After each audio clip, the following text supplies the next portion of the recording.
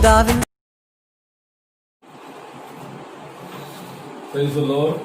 கர்த்தருடைய பரிசுத்த நாமத்துக்கு மகிமை உண்டாவதாக.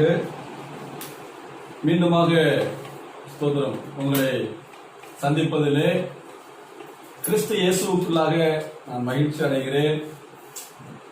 இந்த நேரத்திலும் கூட கர்த்தர் இயேசு கிறிஸ்துவின் நாமத்தினால நான் உங்களை வாழ்த்துகிறேன். கர்த்தர் உங்களை ஆசீர்வதிப்பாராக. நாம் ஒவ்வொரு வாரமாக நாம் ஸ்தோத்திரம் இந்த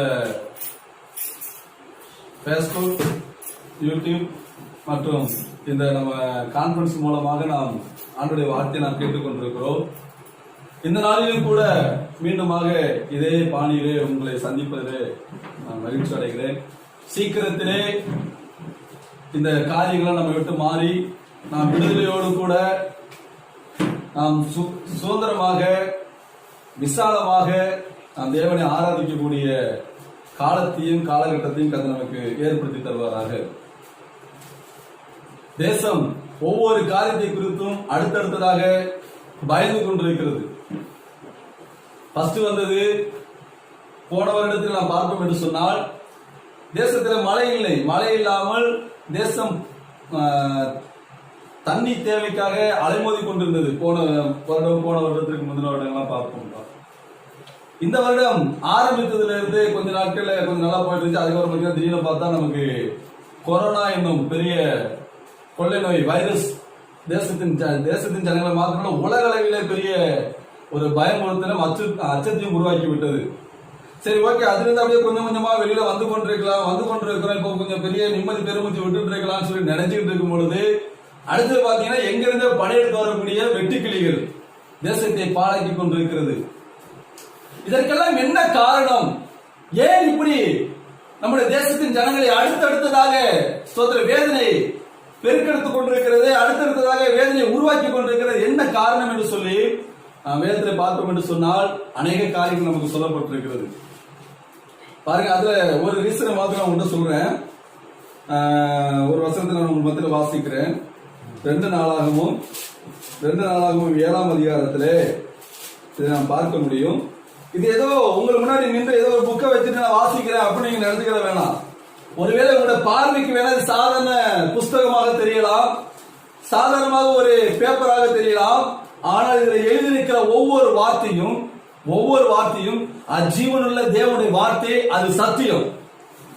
கிட்டத்தட்ட 2000 வருடங்களுக்கு முன்பாக எழுதப்பட்டதான இந்த வேத புஸ்தகத்திலே என்னென்னலாம் எழுதியிருக்கிறதோ அதை எல்லாம் இப்பொழுது வரையிலும் இந்த தேசத்தில் நடந்து கொண்டிருக்கிறது. என்ன எழுதியிருக்கிறது? அப்படி என்ன எங்களுக்கு தெரியாதுன்னா உங்க புஸ்தகத்துல மட்டும் என்ன எழுதியிருக்கு, எங்களுக்கு தெரியாதுன்னா உங்களை வேத புஸ்தகத்தை மட்டும் என்ன எழுதியிருக்குன்னு சொல்லிட்டு அநேக கேள்வி கேட்கலாம். தெளிவா சொல்லியிருக்கிறார் ஆண்டவர். என்ன நடக்கும், ஏது நடக்கும், எதை நான் செய்வேன், எதை நான் இந்த தேசத்துல அனுமதிப்பேன் என்று சொல்லி அவர் திட்டமும் தெளிவுமாக நமக்கு இதுல சொல்லி இருக்கிறார். வாசிக்கலாமா? ஒரு வசனத்தை மாத்திரம் வாசிப்போம். 2 நாளாகவும் 7ஆம் அதிகாரத்திலே 13ஆம் வசனத்திலே நாம் உள்ள வசனத்தை நாம் வாசிப்போம். நான் மழை இல்லாதபடிக்கு வானத்தை அடைத்து, நல்ல கவனிங்க, நான் மழை இல்லாதபடிக்கு வானத்தை அடைத்து அல்லது தேசத்தை அழிக்க வெட்டுக்கிளிகளுக்கு கட்டளையிட்டு அல்லது என் ஜனத்திற்குள் கொள்ளை நோயை அனுப்பும் போது என் நாமம் தரிக்கப்பட்ட போதுமானது. கவனிங்க, 3 விதமான காரியத்தை தேவனாய் கர்த்தர் சொல்லுகிறார். என்ன காரியத்தை சொல்லுகிறார்? ஒன்று, தேசத்துல மழை இல்லாதபடிக்கு நான் வானத்தை அடைப்பேன். அதை அடைச்சாரு. இப்ப ஆண்டவர் இறக்கப்பட்டு நமக்கு இந்த வருடத்துல கடந்த நாட்கள்ல நமக்கு மழையை கொடுத்துட்டாரு. 2வது ஒரு காரியத்தை சொல்றாரு, இந்த தேசத்தில எதுக்காக வெட்டுக்கிளி அனுப்புவாராம்? தேசத்தை அழிப்பதற்காக வெட்டுக்கிளிகளை அனுப்புவேன். 3வது ஒரு காரியத்தை சொல்றாரு, கொள்ளை நோய், பாழாக்கும் கொள்ளை நோய். நான் கேட்கிறேன், ஃபர்ஸ்ட் ஒரு கொள்ளை நோய் நமக்கு வந்துருச்சு. அது கொரோனா என்னும் இந்த பாதை என்னும் கொள்ளை நோய் நம்முடைய தேசத்துல தேசத்தை மாத்திரம் உலக அளவில் போட்டு பாடாப்படுத்திடுச்சு. இதுல கொஞ்சம் இப்பதான் நிம்மதி பெருமூச்சு விட்டு அப்படியே வெளியில வந்துட்டு இருக்கிறோம்.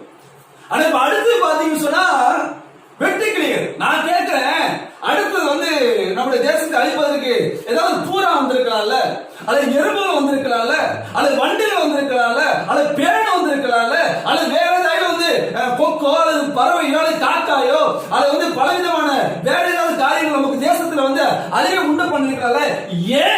வெற்றி கிளிகள் வரணும். இந்த வெற்றி கிளிகள் வருவதற்கு காரணம் என்ன? ஆண்டவர் திட்டமும் தெளிவா சொல்லிவிட்டால், இந்த தேசத்தை அழிப்பதற்காக நான் வெற்றி கிளியை கட்டளையிடுவேன், இந்த வெற்றி கிளிகள் தேசத்தில் ஊடுருவோம், இந்த வெற்றி கிளிகள் தேசத்தில் உள்ள ஜனங்களை பாழாக்கும், இந்த வெற்றி கிளிகள் தேசத்தோட வெள்ளாண்மையை பாழாக்கும், இந்த தேசத்தோட வெள்ளாண்மை பாழாக்கும் பொழுது தேசத்தில் உள்ள ஜனங்கள் பசியினால் பட்டினால் வாடுவார்கள், கண்டிப்பாக ஒரு பெரிய அழிவு இந்த தேசத்தில் வரும் என்று சொல்லி ஆண்டவர் சொல்லி இருக்கிறார். ஏன் அப்படி அழிக்கணும்? அவருக்கு மனசாட்சி இல்லையா? அவர் மனசாட்சி இல்லையா? ஆண்டவருக்கு மனசாட்சி இல்லையா? ஏன் இந்த ஜனங்களை அழிக்கணும்? ஒருவேளை நமக்கு கேள்வி வரலாம், எதுக்கு அந்த தேசத்தில் உள்ள ஜனங்களை அழிக்கணும் அப்படின்னா, அப்படி இந்த ஆண்டவருக்கு, இந்த கடவுளுக்கு ஒரு ஒரு இறக்கம் இல்லாம, ஒரு ஸ்தோத்திரம், ஒரு என்ன சொல்றது, பரிதாபம் இல்லாம ஏன் ஜனங்களை அழிக்கணும்? ஜனங்களை ஏன் பசினால் பட்டினால் சாகணும்னு சொல்லிட்டு ஒருவேளை நமக்கு கேள்வி வரலாம்.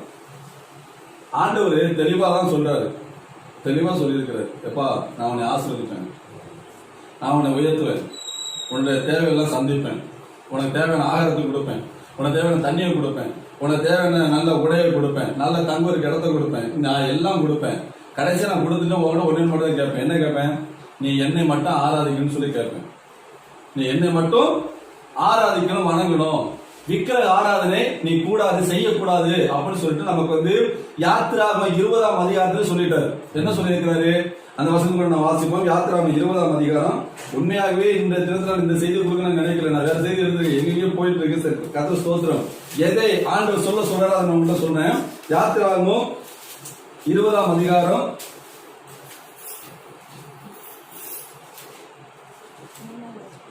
வேதத்தை எடுத்துக்கொள்வோம். யாத்திராகமம் 20ஆம் அதிகாரம் அதனுடைய 2ஆம் வசனத்தில் வாசிக்கிறேன். உன்னை அடிமைத்தன வீடாகிய எகிப்து தேசத்தில் இருந்து புறப்பட பண்ணின உன் தேவனாகிய கர்த்தர் நானே. என்னை என்று கவனிங்க, ஆண்டவர் சொல்லி இருக்கிறார், தெளிவா திட்டமும் தெளிவா சொல்லி இருக்கிறார். என்னை என்று உனக்கு வேற தேவர் தேவர்கள் உண்டாயிருக்க வேண்டாம். ஆமென். அடுத்தது, மேலே வானத்திலோ கீழே பூமியிலோ பூமியின் கீழ் தண்ணீரிலும் பூமிக்கு கீழ் தண்ணீரிலும் உண்டாயிருக்கிறவர்களுக்கு ஒப்பான ஒரு சொரூபத்தை ஆகிலோ யாதொரு விக்கிரகத்தை ஆகிலோ நீ உனக்கு உண்டாக்க வேண்டாம். நீ அவைகளை நமஸ்கரிக்கவும் சேவிக்கவும் வேண்டாம். உன் தேவனாகிய கர்த்தராய் இருக்கிற நான், எரிச்சலுள்ள தேவனாகிய, நல்லா கவனிங்க, உன் தேவனாகிய கர்த்தராய் இருக்கிற நான், உன் தேவனாகிய கர்த்தராய் இருக்கிற நான் என்று சொன்னால் எனக்கு மட்டும் தேவனாகிய கர்த்தர் அல்ல, இதை கேட்டுக்கிட்டு இருக்கிற உங்களுக்கு மட்டும் தேவனாய் கர்த்தர் அல்ல, அல்லது தமிழ்நாட்டுக்கு மாத்திரம் கர்த்தர் அல்ல, அல்லது உலகத்தில் உள்ள ஜனங்களை பேசுற பிரகாரம் இஸ்ரேல் தேசத்துக்கு மாத்திரம், வெளிநாட்டுக்காரனுக்கு மாத்திரம், வெள்ளைக்காரனுக்கு மாத்திரம் அவர் தேவன் அல்ல. உலகத்திலே மனிதனாக பிறந்திருக்கிற, இந்த உலகத்தில் மனுஷியாக பெயர் பெற்றிருக்கிற, மனுஷன் வாழ்ந்து கொண்டிருக்கிற ஒவ்வொரு நபர்களுக்கும் தேவனாகிய கர்த்தர் யார் என்று சொன்னால் அவர் உங்களையும் என்னையோ உலகத்தையோ அந்த சராசரி படுத்ததாகிய என் சர்வ தேவனாகிய கர்த்தர் ஒருவர் மட்டும்தான். அவர் ஒருவர் மட்டும்தான் தேவனாகிய கர்த்தர். அவரை மாத்திரம் தான் சர்வ வல்லமையுள்ள தேவனை அவரை மாத்திரம் தான் பின்பற்ற வேண்டும், நமஸ்கரிக்க வேண்டும், தொழுது கொள்ள வேண்டும் என்று சொல்லி இன்றல்ல நேற்றல்ல 5000 வருடங்களுக்கு முன்பதாகவே அவர் வேதத்தில் கட்டளையிட்டிருக்கிறார். அவர் சத்தியத்தை சொல்லி இருக்கிறார். அவரை பின்பற்றுகிற தேவனுடைய பிள்ளைகள் அவரை மாத்திரம் பின்பற்றும் பொழுது தேசம் சுமூகமாகவும் சமாதானமாகவும் சந்தோஷமாகவும் நிம்மதியாக வாழும். அதை மீறும் பொழுது அதற்கு மிஞ்சி நாம் நடக்கும் பொழுது நமக்கென்று சில ஒரு தெய்வத்தை உருவாக்கி கொண்டு, சிலைகளை உருவாக்கி கொண்டு, விக்கிரகத்தை உருவாக்கி கொண்டு, இதுதான் என்னுடைய கடவுள், இதுதான் என்னுடைய தெய்வம், இதுதான் என்னுடைய என்னை படைத்தது சொல்லி தேவனுக்கு கொடுக்கக்கூடிய மகிமையை சாதாரண சிலைகளுக்கும், சாதாரண உருவங்களுக்கும், சாதாரண வெட்டுக்கிளிகள் மிருகங்களுக்கும் நாம் கொடுக்கும் பொழுது தேசத்திலே சாபம் வரும், தேசத்திலே வாதைகள் வரும், தேசத்திலே வெட்டுக்கிளிகள் வரும், தேசத்திலே பஞ்சங்கள் வரும், தேசத்திலே பதட்டம் வரும், தேசத்திலே ஆங்காங்கே பூகம்பம் வெடிக்கும், பூமி எதிர்ச்சி உண்டாகும். இதெல்லாம் நான் சொல்லல, பரிசுத்த வேதாகமம் சொல்லுகிறது. இதை கேட்ட ஒருவேளை உங்களுக்கு பலவிதமான கோபங்கள் வரலாம். இது என்னது இப்படி சொல்லிக்கிட்டு இருக்கிறார்? இதுதான் உண்மை. நீங்க ஏற்றுக்கொண்டாலும் சரி, ஏற்றுக்கொள்ளவில்லை என்று சொன்னாலும் இதுதான் உண்மை. இதெல்லாம் உங்களுக்கு எந்த ஒரு விமோசனமே கிடையாது. ஆண்டவர் திட்டத்தை சொல்லிவிட்டார். நீ மீட்கப்பட வேண்டும் என்று சொன்னால், இந்த பூமியில் சுமூகமாக வாழ வேண்டும் என்று சொன்னால், என்னை இல்லாமல் நீ வேற ஒரு தெய்வத்தை வணங்கக்கூடாது, நமஸ்கரிக்க கூடாது, அவர்களை பின்பற்றக்கூடாது என்று சொல்லி திட்டமும் தெளிவா சொல்லி இருக்கிறார். அதையும் மீறி நாம் செய்யும் பொழுதுதான் நம்முடைய வாழ்க்கையில பெரிய சோதனை நாம் சந்தித்துக் கொண்டிருக்கிறோம், பெரிய சாபத்தை சந்தித்துக் கொண்டிருக்கிறோம், பெரிய வேதனைகளை சந்தித்துக் கொண்டிருக்கிறோம். பசி, பட்டினி, துக்கம், துயரம், ஐயோ எங்கே போவது, யார் இடத்துல போவது என்று சொல்லி நாம் அனுமதி கொண்டிருக்கிறோம். பிரியமான தேவனுடைய பிள்ளைகளே, ஆண்டவர் 3 விதமான காரியத்தை சொல்லி இருக்கிறார். ஒன்று, மழையில் தேசத்தில் மழை இல்லாதபடிக்கு வானத்தை அடைப்பு என்று சொன்னார். அவர் சற்று அடைப்பார், ஏதோ நம்ம மேல இறக்க வைத்து திறந்து விடுகிறார். இரண்டாவது, அவர் தேசத்தில் வெட்டுக்கிளியை அனுப்புவேன் என்று சொன்னார், அனுப்பி இருக்கிறார். பாகிஸ்தான் வழியா வந்துருச்சான், பாகிஸ்தான் வழியா உள்ள வந்துருக்கு. இந்தியாவில ஜெய்ப்பூர், ராஜஸ்தான் ஏரியாலாம் வந்துருச்சு. இப்போ நிறைய பேர் சொல்றாங்க தமிழ்நாட்டுல வராதுன்னு சொல்லிட்டு. நேற்று இருந்த ஒரு வீடியோ, கன்னியாகுமரி மாவட்டத்தில் வேறுகிழமைக்கு பக்கத்துல வெட்டுக்கிளிங்கிற ஒரு இடத்துல இந்த வெட்டுக்கிளி வந்து எல்லா பயிர்களையும் எல்லாம் அரிச்சு சாப்பிட்டு இருக்கு. அதையும் நம்ம பசங்க வீடியோ எடுத்து நமக்கு போட்டு விட்டுருக்காங்க. கிருஷ்ணகிரியில வந்துதான் சொன்னாங்க, ஆனா அங்க உள்ள கலெக்டர் சொல்லிட்டாரு இது வந்து அந்த வெட்டுக்கிளி கிடையாது, இது இங்க வந்து லோக்கல் வெட்டுக்கிளி, அதனால அதுக்கு வந்து சம்மந்தம் சொல்லிட்டு. எது எப்படி எனக்கு தெரியாது. தேசம் பாதுகாக்கப்பட வேண்டும் என்று சொன்னால் நம்முடைய பொல்லாத வழிகளை விட்டு கண்டிப்பாக மனம் திரும்பி ஆக வேண்டும். ஆண்டவர் எதிர்பார்க்கக்கூடிய, அவரை பின்பற்றக்கூடிய, அவரை சேவிக்கக்கூடிய, அவருக்காக வாழக்கூடிய அந்த வழியிலே நாம் பின்பற்றி போக வேண்டும். இதனால ஸ்தோத்திரம், இதை சொல்லுகிறதுனால நீங்க என்ன நினைச்சுக்கிட்டாலும் பரவாயில்ல, ஆனால் தேசத்திலே சுமூகமான ஒரு சமாதானம், சந்தோஷம், ஒரு நிம்மதி, ஒரு சேமம் உருவாக வேண்டும் என்று சொன்னால் நம்முடைய வழிகளை விட்டு நாம் கண்டிப்பாக மனம் திரும்பி ஆக வேண்டும். கண்டிப்பாக தேவனை நோக்கி நாம் பின்பற்றி ஆக வேண்டும். மனமோட போக்கில் வாழக்கூடிய வாழ்க்கைக்கு நாம் ஒரு முற்றுப்புள்ளி வைத்தாக வேண்டும். தேவனுக்காக வாழ்வதற்குரிய வைராக்கியத்தை நமக்காக வெளியில கொண்டு வந்தாக வேண்டும். நடந்துகிட்டு இருக்கு, தேசத்தை பாழாக்கி கொண்டிருக்கிற காரியம் நடந்து கொண்டிருக்கிறது. என்ன? மழை தேசத்தை ஸ்தோத்திரம் அழிப்பதற்காக வானத்தை அடைத்து ஸ்தோத்திரம் மழை இல்லாதபடிக்கு கட்டளையிடணும்னு சொன்னார். ரெண்டாவது வந்து இந்த வெட்டுக்கிளிகள் அது வந்துகிட்டே இருக்கு. நீ எங்கெங்கெல்லாம் வரப்போது என்ன பண்ணப்போ தெரியல. மூன்றாவது வாரி, அது ஆல்ரெடி வந்துருச்சு. பிரியமானவருடைய பிள்ளைகளே, இதுக்கு வேற வழியே இல்லையா? இருக்கு. அல்லேலூயா, வழி இருக்கு. வசனம் இருக்கிறது, வாசிங்கள். 14 வசனத்தை வாசிங்க. 7ஆம் அதிகாரம் 14 வசனம். 2 நாளாகம 7ஆம் அதிகாரம் 14 வசனம். என் நாமம் தரிக்கப்பட்ட என் ஜனங்கள் தங்களை தாழ்த்தி ஜெபம் பண்ணி என் முகத்தை தேடி தங்கள் பொல்லாத வழிகளை விட்டு திரும்பினால் அப்பொழுது பரலோகத்தில் இருக்கிற நான் கேட்டு அவர்கள் பாவத்தை மன்னித்து அவர்கள் தேசத்துக்கு சேமத்தை கொடுப்பேன். அல்லேலூயா. அவருடைய நாமம் தரிக்கப்பட்ட அவருடைய பிள்ளைகள்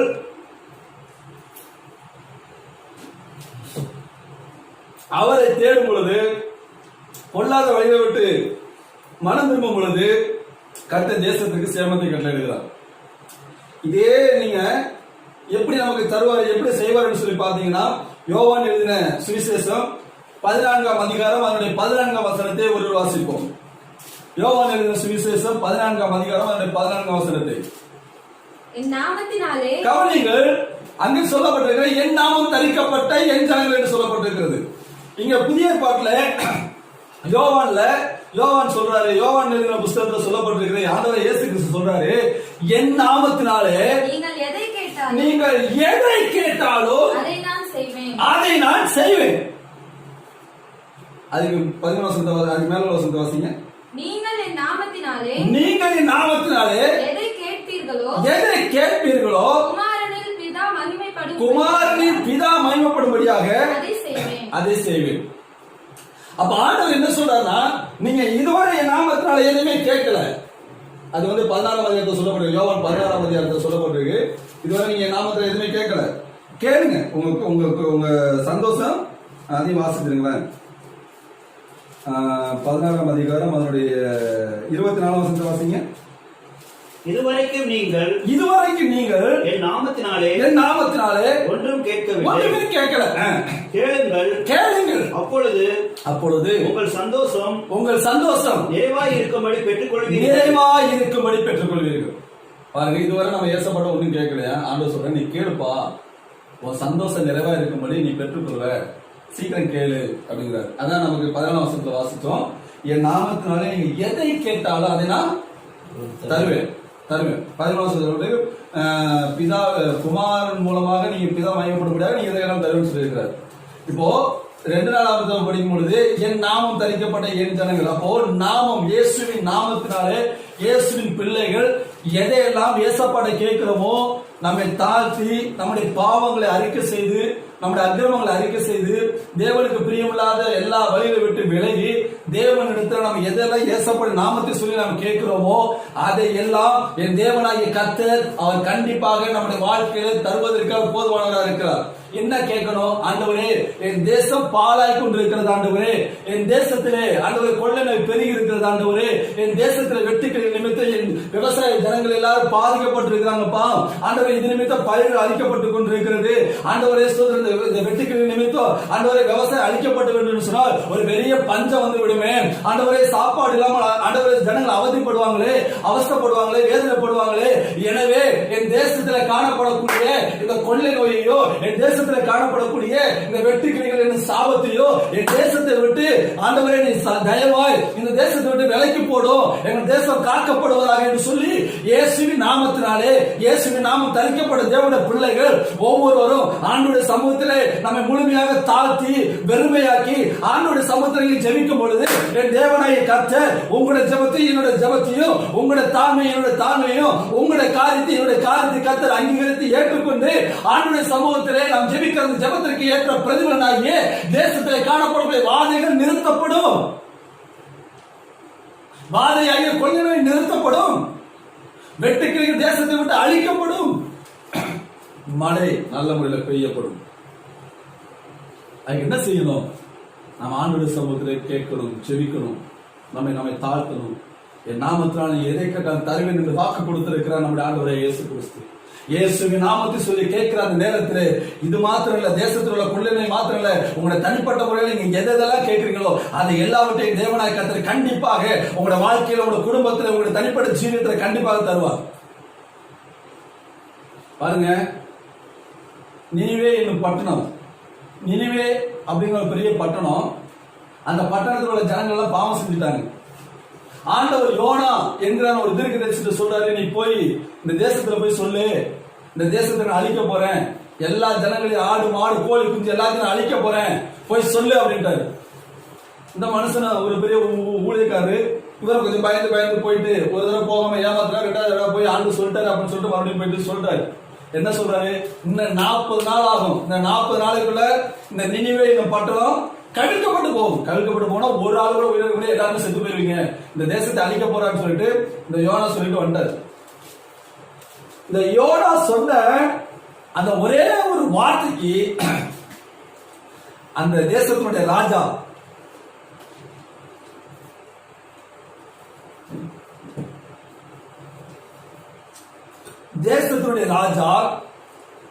மந்திரிகள், அமைச்சர்கள், அதுக்கு கீழே கூடிய அதிகாரத்தில் உள்ளவர்கள் எல்லாரும் அறிவிக்கிறாங்க. என்ன அறிவிக்கிறாங்க? ஒரு பெரிய ராஜா ஒரு பெரிய அறிவிப்பு அறிவிக்கிறார். இந்த மாதிரி நம்முடைய தேசம் 40 நாள் அழிக்கப்பட போகுது, நம்முடைய நினைவே பட்டணம் அழிக்கப்பட போகுது. அதனால ஆண்டவருடைய வார்த்தையை ஊழியக்காரன் சொல்லிட்டாரு, தயவு செய்து இந்த ஊழியக்காரருடைய வார்த்தையை நாம் கீழ்ப்படி அப்படின்னு சொல்லிட்டு ராஜா அரண்மனையில் உள்ளவங்க, தேசத்தில் உள்ள ஜனங்கள், ஆடு மாடு கோழி குஞ்சு எதுக்குமே சாப்பிடாம ஆண்டவருடைய சமூகத்தில் சாஸ்திரமா விழுந்துட்டாங்க. ஆண்டவரே, நாங்க செஞ்ச தப்புதான்ப்பா, எங்களுடைய பாவங்களை நீங்க மன்னிச்சிடுங்க, எங்களுடைய அக்கிரமங்களை மன்னிச்சிடுங்க, எங்களுடைய மீறுதலை மன்னிச்சிடுங்க, தயவு செய்து எங்களுடைய தேசத்துக்கு ஒரு சேமத்தை கொடுங்க, தயவு செய்து எங்களுடைய தேசத்துல ஒரு சமானத்தை கொடுங்க, தயவு செய்து எங்களுடைய தேசத்துல ஒரு சந்தோஷத்தை கொடுங்க, எங்களுடைய தேசத்துல உள்ள அழிவை எங்களுடைய தேசத்தை மாற்றி விடுங்கன்னு சொல்லி ராஜா முதற்கூட, ராஜானா நமக்கு எப்பொழுதும் கூட இருக்கக்கூடிய பிரதமர் என்கிற அந்த ஸ்தானத்திற்கு மேல உள்ளவர் ராஜா, அந்த அதிகாரம் உள்ளவர் கூட சாஸ்திராங்கமாக ஆண்டுடைய பாதத்திலே தரை மட்டும் தாழ்த்தினார்கள், தங்களை ஒப்பு கொடுத்தார்கள், மன்னிப்பு கேட்டார்கள். ராஜா மாத்திரம் இல்லை, ராஜா அவையில் இருக்கக்கூடியவர்கள் மாத்திரம் அல்ல, தேசத்தின் ஜனங்கள் மாத்திரம் இல்ல, சிறு பிள்ளைகள், ஆடு மாடு கோழி குஞ்சு கூட தண்ணி கூட குடிக்காத அளவுக்கு ஆண்டவர் சமுத்திர சாஸ்தாங்கமாக விழுந்து ஆண்டவரை தொழுது கொண்டு மன்னிப்பு கேட்டார்கள். நடந்த சம்பவம் என்ன தெரியுமா? நினைவே பட்டணத்திற்காக செய்ய வேண்டிய அந்த பெரிய காரியத்தை நினைத்து ஆண்டு மனஸ்தாபப்பட்டு மனம் இறங்கி அந்த தேசத்தில் உள்ள ஜனங்களை கதை பாதுகாத்தார். பிரியமான தேவனுடைய பிள்ளைகளே, தேசத்துல அழிவே வராதா? கண்டிப்பா வரும். பிரச்சனையே வராதா? வரும். போராட்டம் வராதா? வரும். கொள்ளை நோய் வராதா? வரும். இது வந்தா அப்படியே போயிருமா? அழிஞ்சிருமா? இல்ல, அதுக்கு சொல்யூஷன், அதுக்கு ஒரு ஸ்தோத்திர மீட்புன்னு ஒண்ணு இருக்கு, பலின்னு ஒண்ணு இருக்கு. அதுதான் ஆண்டோடைய பாதம். நம்மை படைத்த ஆண்டவருக்கு முன்பாக நம்ம சாஸ்திரமா விழுந்து, ஏசப்பா நீ சொல்லியிருக்க நாமத்துல நீ எதுவும் கேட்கல, கேளுங்க உங்க சந்தோஷம் நிறைவேறப்படி பெற்றுக்கொள்ளுன்னு சொன்னீங்களப்பா. நான் கேட்கிறேன், என் தேசத்துல சமாதானத்தை கட்டளையிடும், என் தேசத்துல சந்தோஷத்தை கட்டளையிடும், என் தேசத்துல சேமத்தை கட்டளையிடும், அமைதியை கட்டளையிடும், அமைதியா ஜீவனம் பண்ண உதவி செய்யும் என்று சொல்லி நீ ஒவ்வொரு ஆண்டு சமுதிரை கேட்கும் பொழுது உங்களுடைய பொல்லாத வழிகளை விட்டு, விக்கிரக ஆராதனை விட்டு, பேசித்தன ஆவியை விட்டு, தேவையில்லாத பாவங்களை விட்டு நீங்க விலகி ஆண்டோட சமுதிரம் சாஸ்திரமா விடும் பொழுது ஆண்டவர் உங்களுடைய ஜெபத்தை கேட்பார், உங்களை தூக்கி எடுப்பார், உங்களை உன்னதமான ஸ்தானத்தினர் உங்களை ஆசீர்வதித்து உங்களை உயர்த்துவது மாத்திரமல்ல தேசத்திற்கும் சேமத்தை கட்டளையிடுவார். ஆண்டவர் சொல்லியிருக்கிறார், என் நாமத்தில் இதுவரை எதுவும் கேட்கல, நீங்க கேளுங்க, நீங்க நிறைவாய் சமாதானமா சந்தோஷமாய் வாழ்வதற்கேற்ற வழிகளை நான் உங்களுக்கு தருவேன் என்று சொல்லியிருக்கிறார். திருமண பிள்ளைகளை, உங்களுடைய குடும்பத்தில் பிரச்சனையா, கடன் பாரமா, வியாதியா, விக்கிரமா, பிள்ளையோட தேவைகளா, உடல்நிலை சரியில்லையா, பில்லி சூன்யம் செய்வன் என்று சொல்ல பலவிதமான காரியங்கள் அவஸ்தப்பட்டு விடுறீங்களா, எதுவாக இருந்தாலும் சரி, நீங்க ஆண்டவர் சமூகத்தை உங்களுக்கு முழுமையாக ஒப்பு கொடுங்க. கர்த்தர் கண்டிப்பா உங்களுடைய தேசத்துல சேமத்தை கட்டளிடுவார். உங்களுடைய தேசத்துல மாத்திரம் உங்களுடைய குடும்பத்துல சேமத்தை கட்டளிடுவார், சமாதானத்தை கட்டளிடுவார், உங்களுடைய எல்லா பிரச்சனைகளும் விடுதலையாக்குவார். வசனம் சொல்லுகிறது, யோவான் 14:14 என் நாமத்தில் இதுவரை எதையும் கேட்கல, கேளுங்க உங்களுடைய சந்தோஷம் நிறைவாயிருக்கும்படி என் நாமத்தில் நீங்க கேட்கிற எல்லாவற்றையும் உங்களுக்கு தருவேன் சொல்லியிருக்கிறார். கேளுங்க, கர்த்தர் உங்களை ஆசீர்வதிப்பாராக, உங்களை உயர்த்துவாராக, உங்க நாமத்தை தேவ நாமத்தை உங்க மூலமாக மகிமைப்படுத்துவாராக. கண்களை மூடி நாம் ஜெபம் பண்ணுவோம். ஹல்லேலூயா,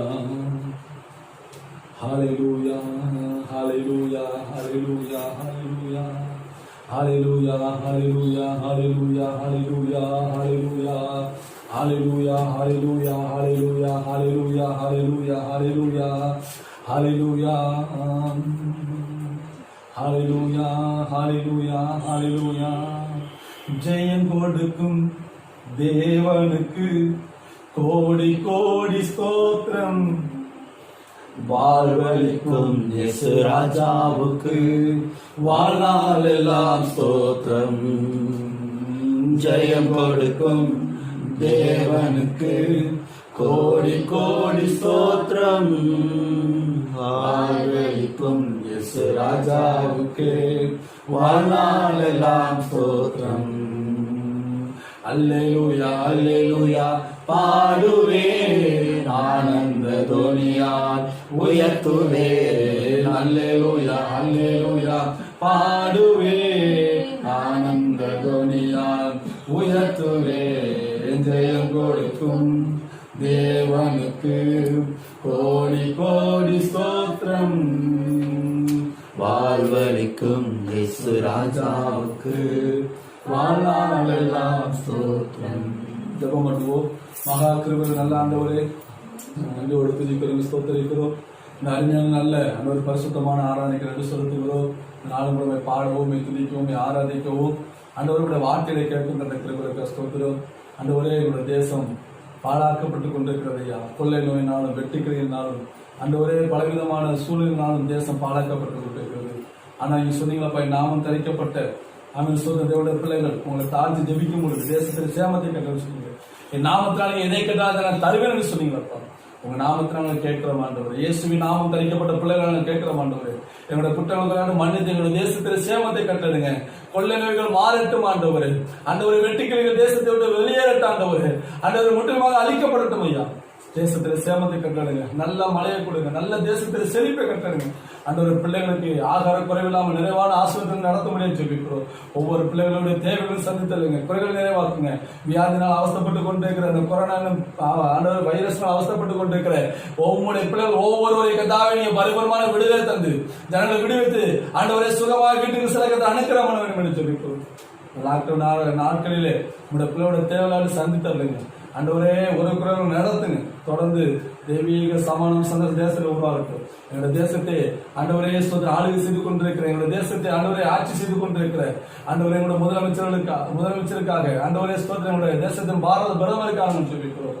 நல்ல ஞானத்தை கொடுத்து ஆண்டவர் தேசத்திலே சரியா எல்லாவற்றையும் நேர்த்தியாக செய்யத்தக்கவனமான கிருபைகளை தேவனாக்கத்தில் அதிகமாக தந்தரமுடிய சொல்லிக்கிறோம். தொடர்ந்து நடத்துங்க, பெரிய காரணம் செய்யும், தாழ்த்து பெருமை ஒப்பு கொடுக்கும். இயேசு கிறிஸ்து நாமத்தில் ஜெபிக்கிற ஜெபத்துக்கு நல்ல பிதாவே, ஆமென். என் ஆத்துமாவே கர்த்தரை ஸ்தோத்திரி, என் முழு ஸ்நானத்தை ஸ்தோத்திரி, என் ஆத்துமாவே கர்த்தரை ஸ்தோத்திரி, கர்த்தர் செய்த சகல வல்லமையும் மறவாதே.